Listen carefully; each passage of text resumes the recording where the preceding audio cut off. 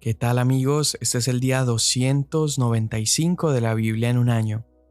Hoy estamos leyendo Romanos capítulos 7 y 8 y el Salmo 134. Romanos 7. ¿Acaso ignoran, hermanos, pues habla los que conocen la ley, que la ley tiene jurisdicción sobre una persona mientras vive? Pues la mujer casada está ligada por la ley a su marido mientras él vive, pero si su marido muere, queda libre de la ley en cuanto al marido. Así que, mientras vive su marido, será llamada adúltera si ella se une a otro hombre, pero si su marido muere, está libre de la ley, de modo que no es adúltera aunque se una a otro hombre. Por tanto, hermanos míos, también a ustedes se les hizo morir a la ley por medio del cuerpo de Cristo, para que sean unidos a otro, a aquel que resucitó de entre los muertos, a fin de que llevemos fruto para Dios. Porque mientras estábamos en la carne, las pasiones pecaminosas despertadas por la ley actuaban en los miembros de nuestro cuerpo a fin de llevar fruto para muerte. Pero ahora hemos quedado libres de la ley, habiendo muerto a lo que nos ataba, de modo que sirvamos en la novedad del Espíritu y no en el arcaísmo de la letra. ¿Qué diremos entonces? ¿Es pecado la ley? De ningún modo. Al contrario, yo no hubiera llegado a conocer el pecado si no hubiera sido por medio de la ley, porque yo no hubiera sabido lo que es la codicia si la ley no hubiera dicho, no codiciarás. Pero el pecado, aprovechándose del mandamiento, produjo en mí toda clase de codicia, porque aparte de la ley, el pecado está muerto. En un tiempo yo vivía sin ley, pero al venir el mandamiento, el pecado revivió y yo morí. Y este mandamiento que era para vida, a mí me resultó para muerte, porque el pecado, aprovechándose del mandamiento, me engañó y por medio de él me mató.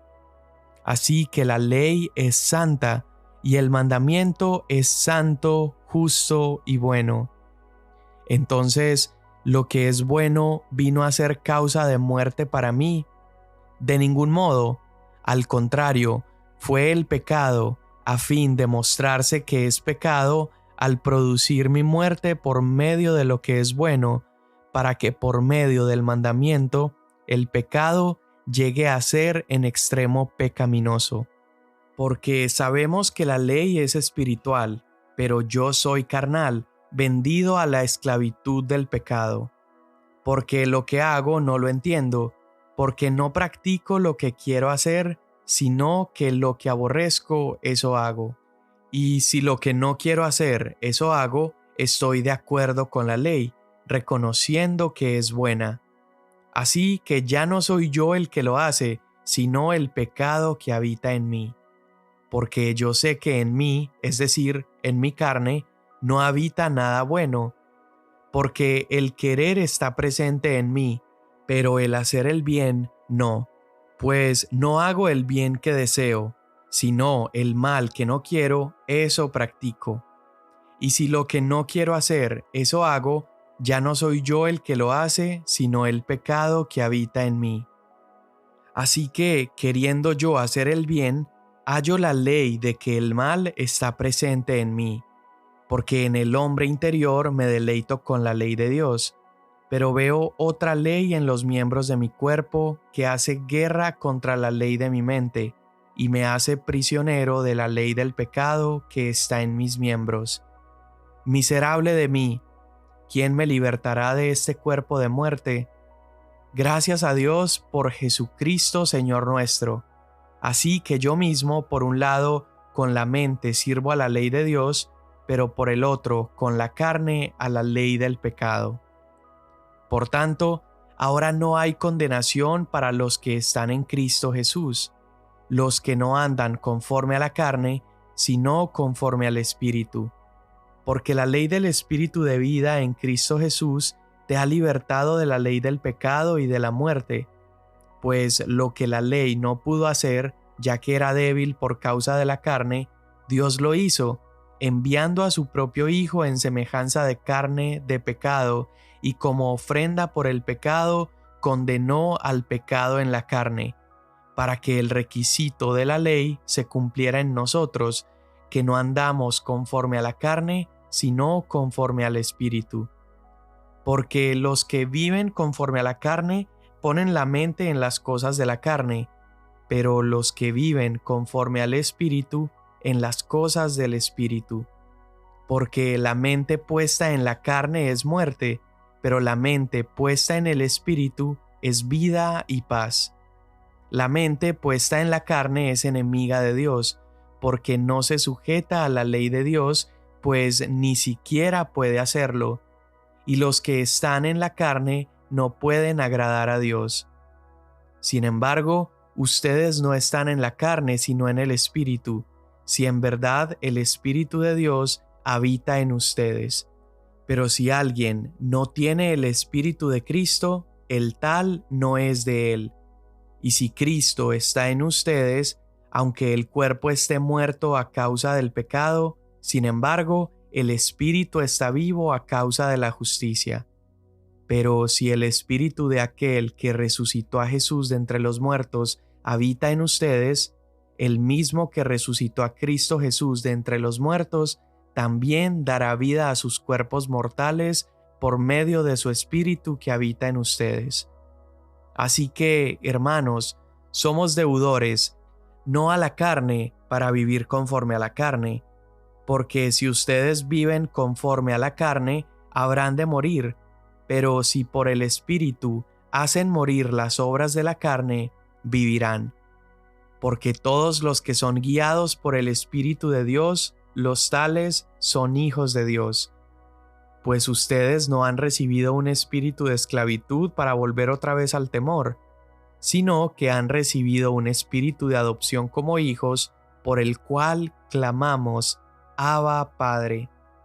El Espíritu mismo da testimonio a nuestro espíritu de que somos hijos de Dios. Y si somos hijos, somos también herederos, herederos de Dios y coherederos con Cristo, si en verdad padecemos con Él, a fin de que también seamos glorificados con Él. Pues considero que los sufrimientos de este tiempo presente no son dignos de ser comparados con la gloria que nos ha de ser revelada, porque el anhelo profundo de la creación es aguardar ansiosamente la revelación de los hijos de Dios, porque la creación fue sometida a vanidad, no de su propia voluntad, sino por causa de aquel que la sometió, en la esperanza de que la creación misma será también liberada de la esclavitud de la corrupción a la libertad de la gloria de los hijos de Dios. Pues sabemos que la creación entera gime y sufre hasta ahora dolores de parto, y no solo ella, sino que también nosotros mismos, que tenemos las primicias del Espíritu, aún nosotros mismos gemimos en nuestro interior, aguardando ansiosamente la adopción como hijos, la redención de nuestro cuerpo. Porque en esperanza hemos sido salvados, pero la esperanza que se ve no es esperanza, pues ¿por qué esperar lo que uno ve? Pero si esperamos lo que no vemos, con paciencia lo aguardamos. De la misma manera, también el Espíritu nos ayuda en nuestra debilidad. No sabemos orar como debiéramos, pero el Espíritu mismo intercede por nosotros con gemidos indecibles. Y aquel que escudriña los corazones sabe cuál es el sentir del Espíritu, porque Él intercede por los santos conforme a la voluntad de Dios. Y sabemos que para los que aman a Dios, todas las cosas cooperan para bien, esto es, para los que son llamados conforme a su propósito. Porque a los que de antemano conoció, también los predestinó a ser hechos conforme a la imagen de su Hijo, para que Él sea el primogénito entre muchos hermanos. A los que predestinó, a esos también llamó. A los que llamó, a esos también justificó. A los que justificó, a esos también glorificó. Entonces, ¿qué diremos a esto? Si Dios está por nosotros, ¿quién estará contra nosotros? El que no negó ni a su propio Hijo, sino que lo entregó por todos nosotros, ¿cómo no nos dará también junto con él todas las cosas?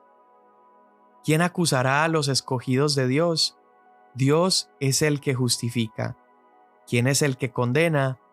Cristo Jesús es el que murió, sí, más aún el que resucitó, el que además está a la diestra de Dios, el que también intercede por nosotros. ¿Quién nos separará del amor de Cristo?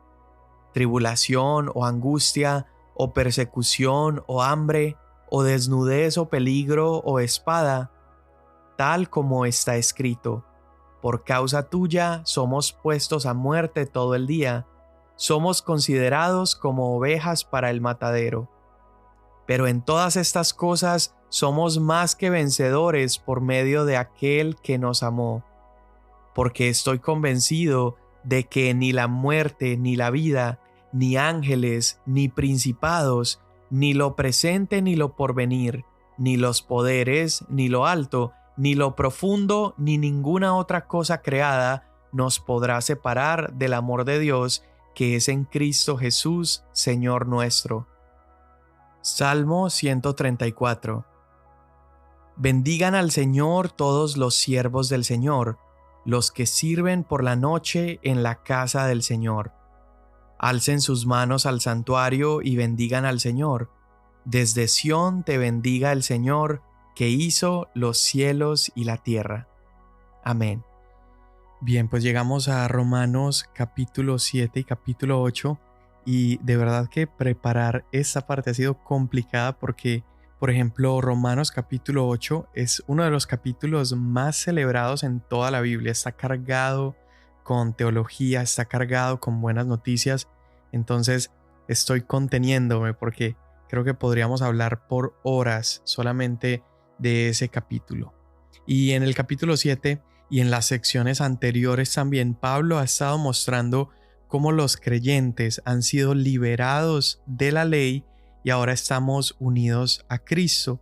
Y es esto precisamente lo que nos permite ahora servir a la justicia. Antes éramos enemigos de la justicia, ahora servimos a la justicia y lo hacemos de una nueva manera en el Espíritu.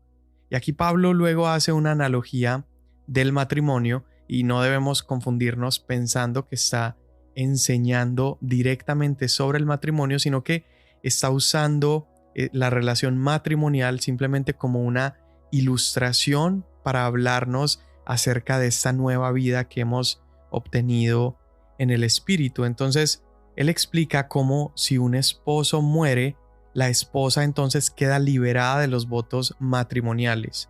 La ley la ata, pero su muerte la libera. La muerte la hace libre para volver a casarse.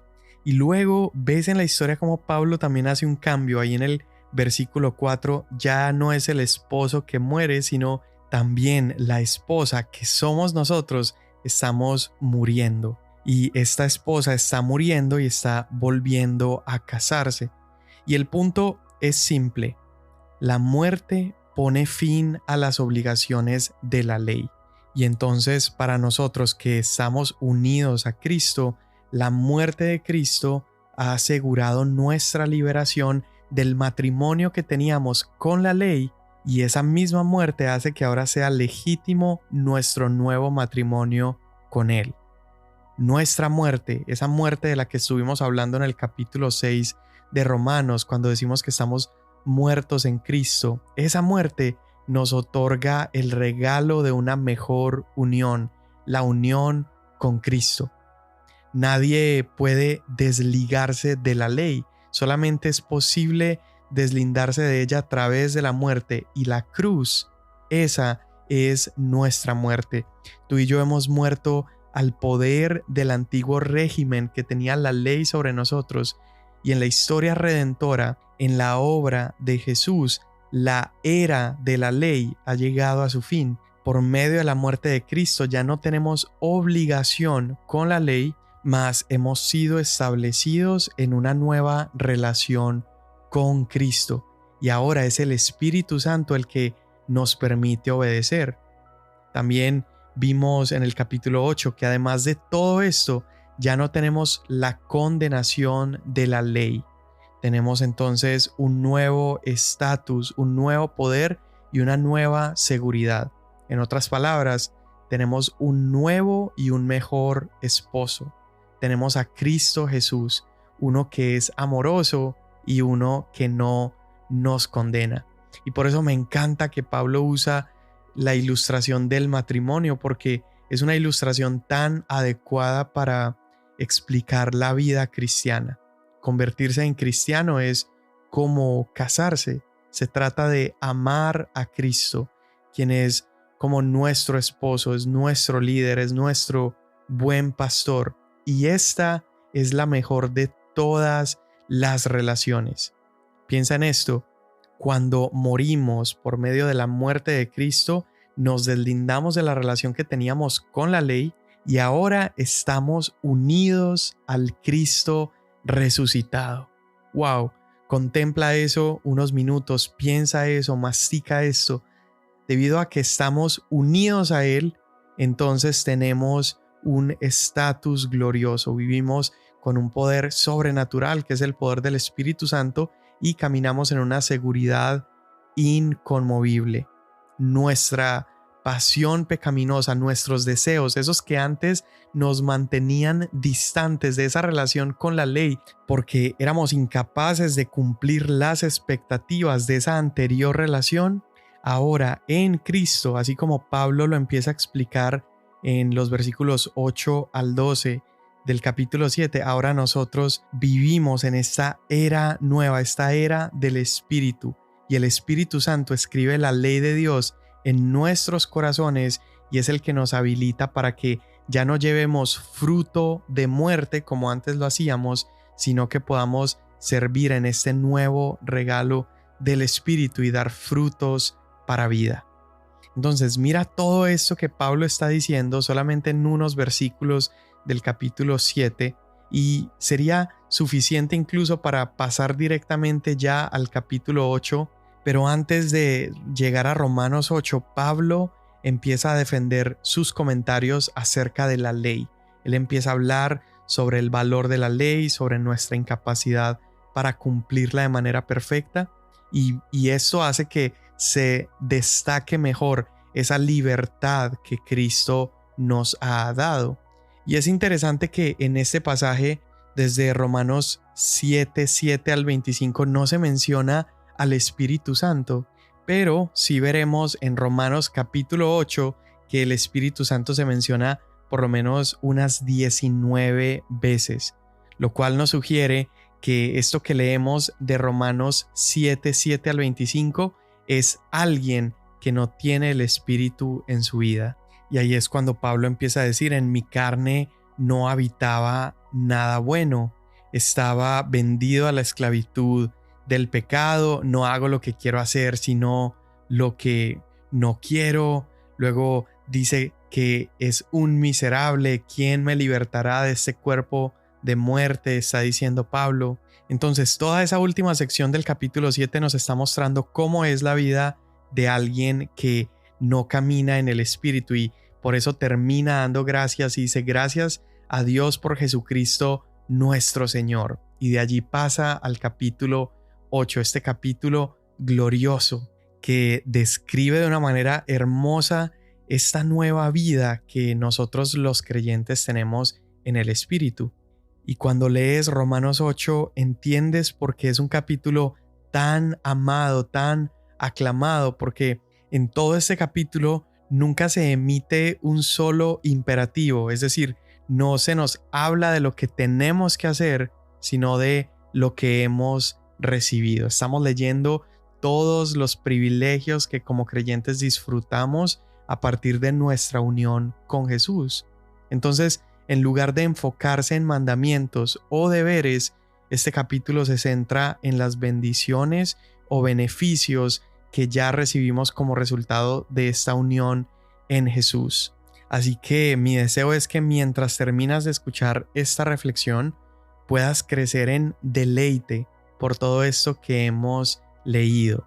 Este capítulo empieza con ninguna condenación y el capítulo termina con ninguna separación. Estas son verdades impresionantes y realidades que tú y yo hoy estamos viviendo. Y todo eso de lo que vamos a hablar ahorita se enfoca ya en lo que se nos ha otorgado más que en lo que se nos exige hacer. Y Pablo comienza hablando del espíritu de vida. Lo vemos desde el versículo 1 al versículo 13.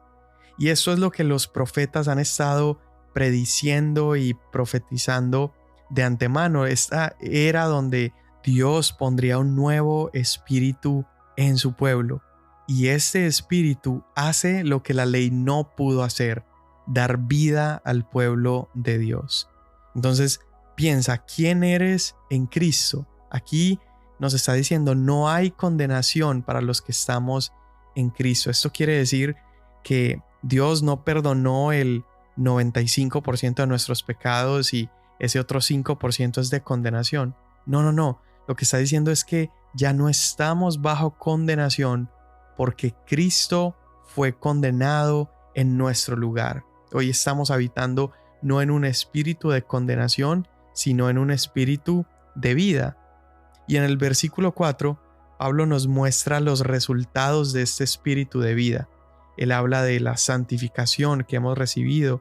Es esta libertad en Cristo que no es una libertad para pecar, sino una libertad del pecado. Por eso se llama santificación. Estamos siendo cada vez más santos.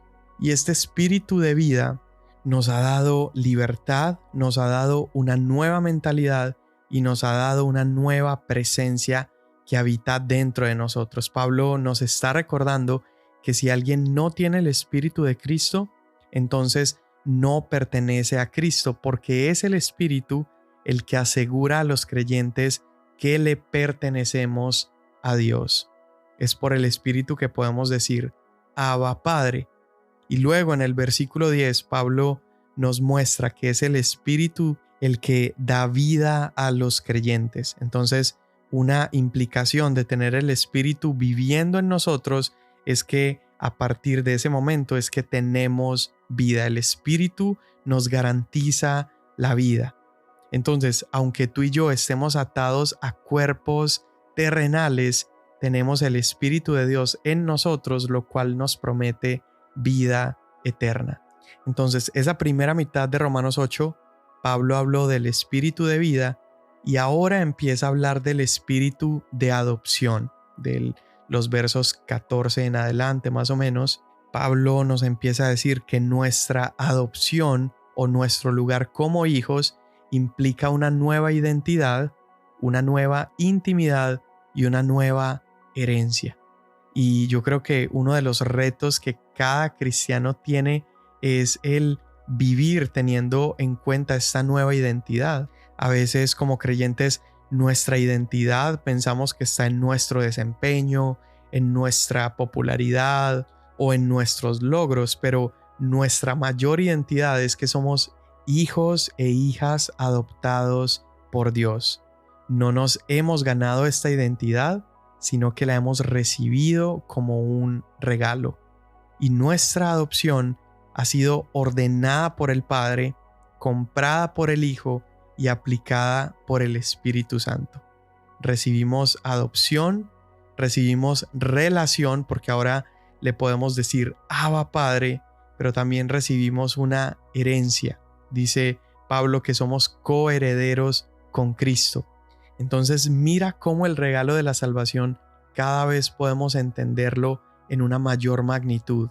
Recibimos una nueva identidad, una relación con ese Padre que nos adoptó, pero además de todo eso, por si fuera poco, hemos recibido una herencia.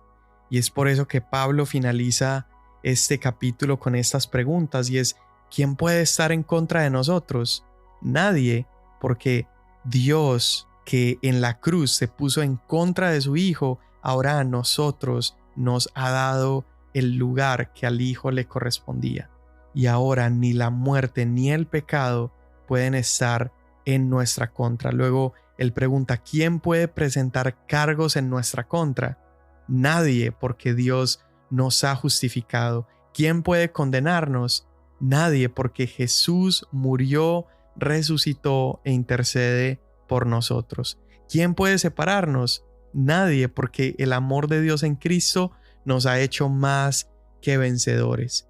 Y Pablo también dice, y si Dios está por nosotros, ¿quién estará contra nosotros? Y este capítulo tan apasionante nos muestra a un Pablo afirmado apasionadamente que para aquellos que estamos en Cristo no hay nada, ni siquiera en el ámbito humano, ni siquiera la experiencia de la muerte, no hay nada que pueda separarnos del amor de Cristo. No hay nada tampoco en el ámbito espiritual. No hay ángeles ni demonios, nada. No hay ningún evento en la historia, no hay nada en el pasado, nada en el futuro. No hay nada que pueda separar al creyente del profundo amor de Cristo. ¿Y cómo es que tú y yo podamos tener esta seguridad? ¿Qué es lo que nos garantiza a ti y a mí que todas estas promesas tan gloriosas son verdaderas para nosotros? Bueno, la garantía que tenemos es que Cristo Jesús, nuestro Señor, nos ha invitado a unirnos a Él en su muerte, pero también en la gloria de su resurrección. Y si tú y yo estamos unidos a Cristo, entonces no hay nada que nos pueda separar del amor de Dios. Padre, te damos tantas gracias en este día por tu palabra que es profunda, que es gloriosa, pero además es verdadera. Te damos gracias porque esa separación que tu Hijo Jesús experimentó en la cruz hizo posible que nosotros no tengamos que padecerla o sufrirla. Te damos gracias porque nos has otorgado regalos maravillosos, nos has otorgado una nueva identidad, nos has dado adopción, nos has dado un espíritu que nos permite clamarte, Abba, Padre. Y te pido que en este día, no importa lo que estemos enfrentando, ya sea enfermedad, escasez, dificultad, que hoy podamos comprender que absolutamente nada nos puede separar del profundo amor de Cristo. Amén. Mañana nos vemos.